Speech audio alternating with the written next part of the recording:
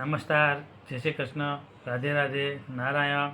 આપણે ધર્મશાસ્ત્રના અધ્યાય 1માં 1થી 14 શ્લોક વિશે વાતચીત કરી. હવે આપણે 15મો શ્લોક લઈશું.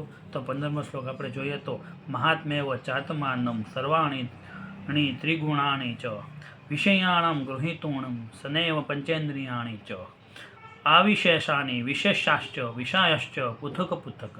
એટલે કે અહીં પોતાનામાંથી પેદા થયેલા હોય સ્વરૂપ અથવા આત્માને ઉપકારક હોય આત્મારૂપ એવા મહાતત્વની જ ઉત્પન્ન કર્યું છે. એટલે કે 3 સત્વ રજ અને તમ ગુણો અને શાબ્દેદી વિષયોને ગ્રહણ કરનારા 5 ઇન્દ્રિયોને 5 કર્મેન્દ્રિયોને તથા 5 તન્માત્રાઓને ક્રમશઃ વેદાંતના સિદ્ધાંત મુજબ પેદા કર્યા છે.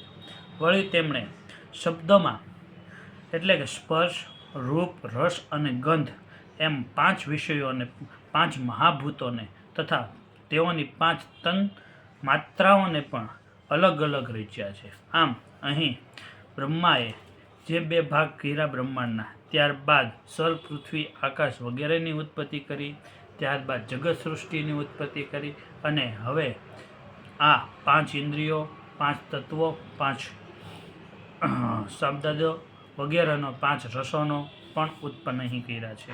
હવે પછીના શ્લોકમાં આપણે આગળ જોઈશું તો અહંકાર અને શબ્દ એમ 5 વિષયોને પણ આપણે આગળ જોઈશું અને સૂક્ષ્મ અવયવો વિશે પણ વાત કરીશું.